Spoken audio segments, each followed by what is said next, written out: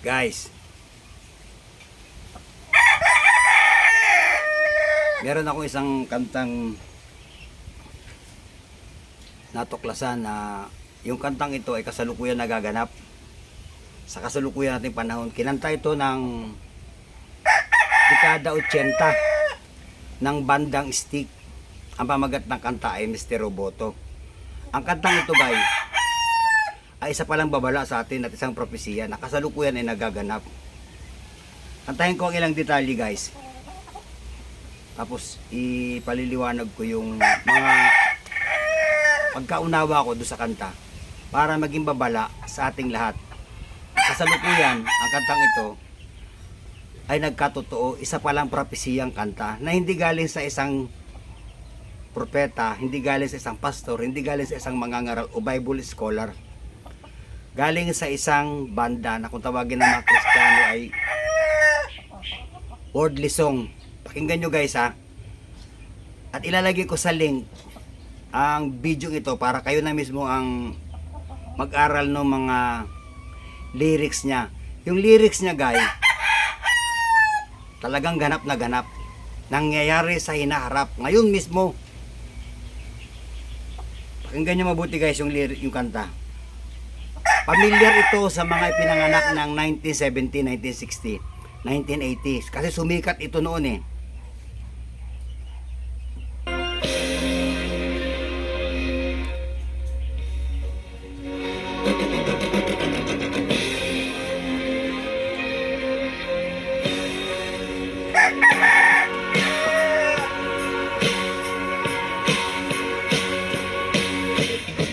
Wondering who I am,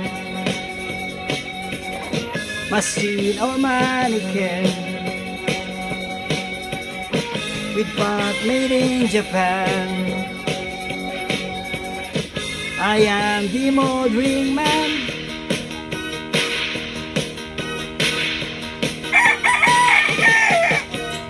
got a secret I've been hiding under my skin.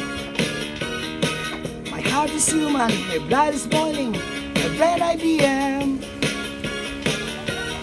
If you can see me acting strangely, don't be surprised. I'm just a man who needed someone, somewhere to hide. Just keep me alive, just keep me alive, somewhere to hide. Just keep me alive. I'm not a robot without emotion. I'm not what you see. So if you can see me, major problem, so we can be free. I'm not a hero, I'm not a savior. Forget what you know. I'm just a man who circumstances get behind his control. I like control. We all need control. I need control. We all need control. I am the modern man who hide behind the mask.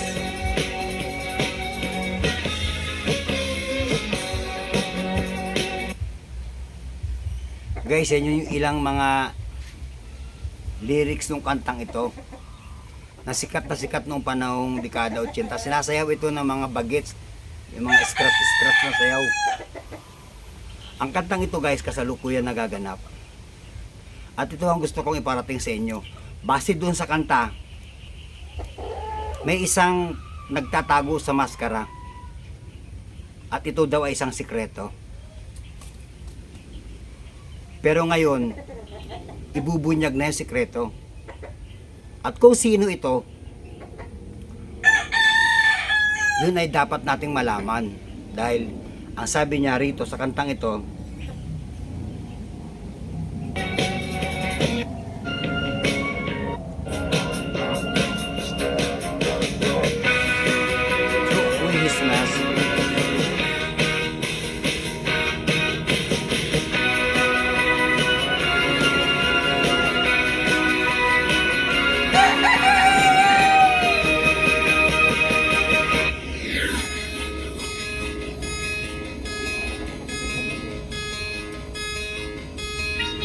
problem plain to see.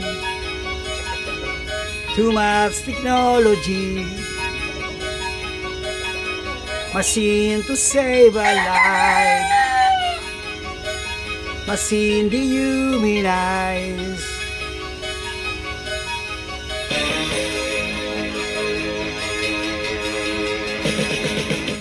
The time has come at last threw away his mask.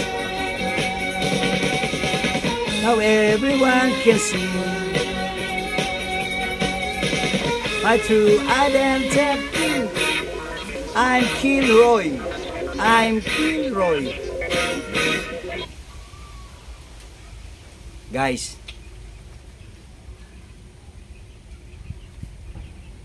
sa kasalukuyan guys, ang mga scientist at inventor ay gumagawa ngayon ng napakaraming robot. Sa buong mundo, pinag-aaralan nilang mabuti ito. At ang kantang ito guys, dati napapanood lang natin sa pelikula, ngayon ay nagiging totoo na. Kamakailan sinabi ko sa inyo na wala nang propetang ipapakita ang Diyos. Kung hindi, ang magiging propeta na sa panahong ito, sa huling siglo ng panahon ng daigdig, ay ang mga AI na, yung artificial intelligence katulad ng TV, television. Guys, nakakabahala ito sa ating mga Kristiyano. Hindi bali ito sa mga Muslim, sa mga Buddhism, kasi hindi sila naniniwala sa kay Kristo. Si Kristo ay propeta lang sa kanila ito, hindi ito isang Diyos. Pero tayong mga Kristiyano na naniniwala rito, ito na guys ang panahon para maghanda tayo at iprepara ang ating sarili. Dahil masyado na nakakabahala ang balitang ito guys. Nagulat ako guys. Kilala nyo ba ito si Sophia guys? Ito.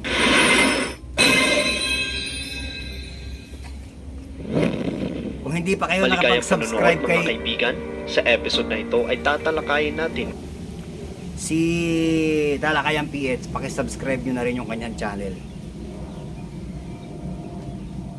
Isang humanoid robot na nilikha ng Hanson Robotics. Siya ay opisyal na inactivate noong February 14, 2016 at pinakilala siya sa publiko noong March 2016 sa Austin, Texas, United States. Ang imahe ni Sophia ay hindi gawa-gawa lang. Ito ay hango sa isang sikat na aktres at humanitarian na si Audrey Hepburn. Si Sophia ay may gamit ng AI or Artificial Intelligence, Visual Data Processing, Voice Recognition at tulad ng mga current events at lagay ng panahon. Kaya rin itong matuto sa kanyang mga karanasan sa buhay. Ibig sabihin, habang tumatagal ay lalo itong natututong mabuhay ng parang isang normal na tao sa kadahilan ng may kakayahan nitong mag-isip ng kusa. Sa katunayan nga, marami ng TV hosting at importanteng conference na dinaluhan si Sophia. Nakapagsalita na rin siya sa United Nations bilang guest speaker. Hindi lang limitado sa pakikipagsalita si Sophia. Kaya rin itong magbitaw ng mga biro at higit sa lahat, kaya rin itong kumanta na labis talagang nakakamangha mga kaibigan. Say something, I'm giving up on you.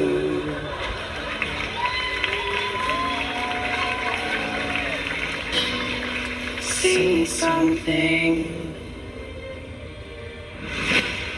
Isa pang nakakamangha kay Sophia ay siya ang pinakaunang non-human citizen ng Saudi Arabia. Siya ay binayayaan ng Arabian citizenship ng Hari ng Saudi noong October 11, 2017. Isang taon matapos siya ay sinapubliko. Maraming mga... Guys, yan ang isa sa mga nakakatakot na balita. Yung kinanta ng stick nagkatotoo, dehumanize. Yung robot gagawing tao at yung tao gagawing robot. Ito guys ang nakakatakot na balita. At kasalukuyang ito guys na pinag-aaralan ng mga scientifico sa buong mundo. Yung magagaling sa mga ganito, sa mga agham. Sabi sa Biblia guys, sabi ng Panginoong Jesus sa Mateo 24, sabi niya, sa huling panahon lalago ang karunungan, ano pat manlalamig ang pag-ibig ng marami. Ayun ang pagkakasabi, guys.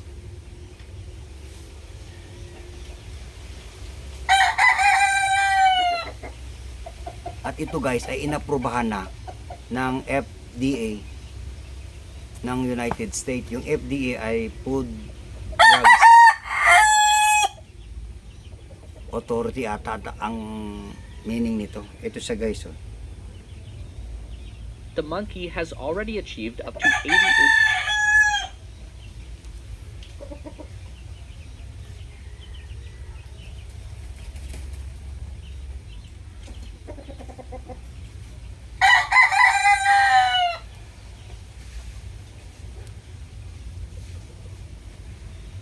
But it is an amazing new opportunity.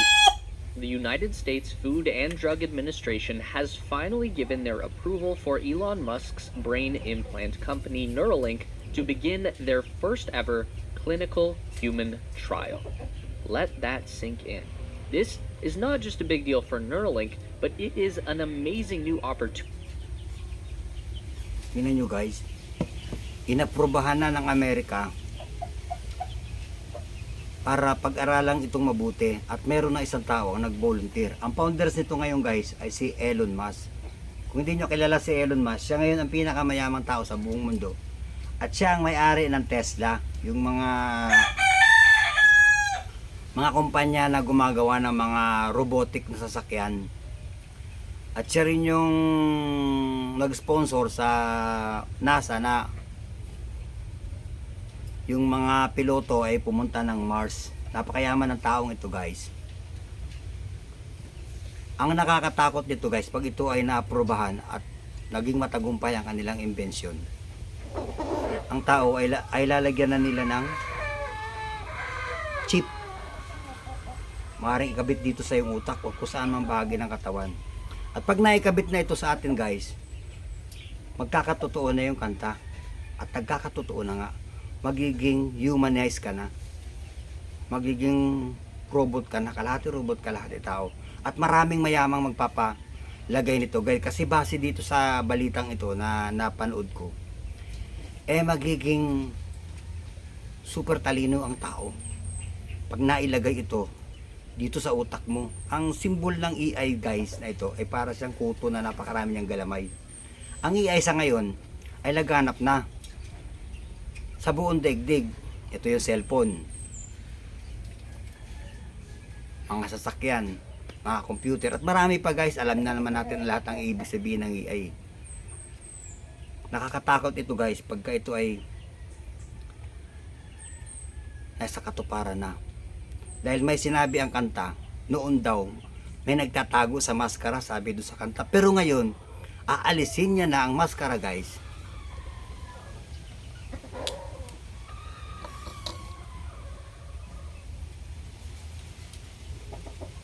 Magpapakilala na siya. Sabi doon sa kanta, guys, yung kanyang identity, magpapakita na siya. Aalisin niya na yung mask. Ang sabi ng kanta, I am Kilroy. I am Kilroy. Guys, yan ang alamin natin kung sino si Kilroy. Dapat aware na tayo rito, guys. Dahil ang babala ay ibinibigay na sa atin ng Diyos para makapaghanda tayo sa tribulation ito. Ito ay matinding kapigatian ito, guys, nasasapitin bawat isang mananampalatayang katulad natin. Guys, alisin ninyo sa isipan ninyo yung salitang worldly kasi yan, makamundo yan. Huwag natin silang pakinggan. Mali, guys. Alisin nyo yun, mga kapatid, yung mga pananaw na ganun. Hindi ba ninyo nabasa sa Biblia na sinabi ng Panginoong Hesus, sa huling panahon, susuguin ko ang aking espiritu at magsasalita ang mga bata at matanda at lahat ng bagay. Ang espiritu ng Diyos, guys, ay naandito na sa atin. Wala nang propetang inaasahan pa na darating na magsasalita sa atin dahil ang AI na, guys, ang magsasabi kung ano ang magaganap sa hinaharap. Sa balitang ito, guys, na napanood ko, nangyayari na. Napakaraming magagaling na tao ngayon sa buong mundo. Sobrang talino nila guys. Superhuman sila. Nakakagawa sila ng mga imposible. At maraming magkakagustong tao nito. Ang sabi ng Panginoong Hesus, manlalamig ang pag-ibig ng marami. Manlalamig guys. Iiwanan na natin ang lumang buhay. Papasok na tayo sa bagong henerasyong hinaharap. Na balot ng AI, yung artificial intelligence, ipapasok sa utak upang kontrolin. Sabi ng kanta, I need control, I want control. Guys, yung kanta ay detalyado. Nagsasabi siya ng magaganap. Sinabi niya, dehumanize, gagawin ng robot ang tao at ang tao ay gagawin robot. At sinabi na, guys, si Sophia ay ginawa ng human. Binigyan na siya ng certification ng Saudi Arabia para ituring siyang tao. Tingnan mo guys, naganap ang kanta. Hindi nang galing sa propeta, kung hindi galing sa isang sikat na mga awit. Ipinadala ng Diyos ang mensahe para ipaabot sa iyo at sa akin. Nagulat ako sa balitang ito guys, super mangha ako. Naganap ang kanta. Meron siyang sinabi, aalisin na ang maskara. At makikilala na natin, I am Kilroy. Guys, yun ang abangan natin at kilalanin natin. Kung kilala nyo si Kilroy, maaari na kayong mag-comment sa ibaba para makatulong. Guys, hindi ako propeta. Hindi rin ako pastor. At lalong hindi ako Bible scholar.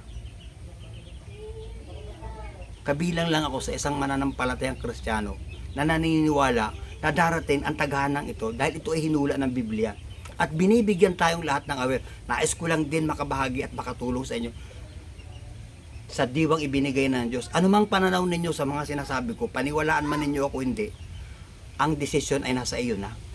Ang sabi ng Panginoon Jesus, kumakatok ako sa pintuan ng inyong puso. Kung ako inyong bubuksan, ako ipapasok doon at doon natatahan. Ang aralin guys, ay nasa bagong tipan na. Sa huling talata ng Biblia na kung tawagin ay pahayag o revelation. Nandito na ang aralin guys, na andito na tayo sa huling siglo. Guys, ito, ginagawa na nila sa ngayon. Ganap na ang kanta guys. Nagkatotoo ang propesya ng kanta. Ang pamagat guys ng kanta ha, Mr. Roboto. May lyrics naman nito na pwede ninyo pagpilian. At kung kayo ay hindi marunong sa English, pwedeng isalin sa Google Translate para isalin sa salitang Tagalog nang maunawaan natin yung pagkakasabi ng kanta. Detalyado. Ganap na ganap ang kanta guys. Nagkatotoo ang sinabi niya. Naganap ngayong panahong ito. O dekada 80, ngayon ay 2023. Guys, buksan natin ang ating puso at isip. Kumakatok ang Diyos.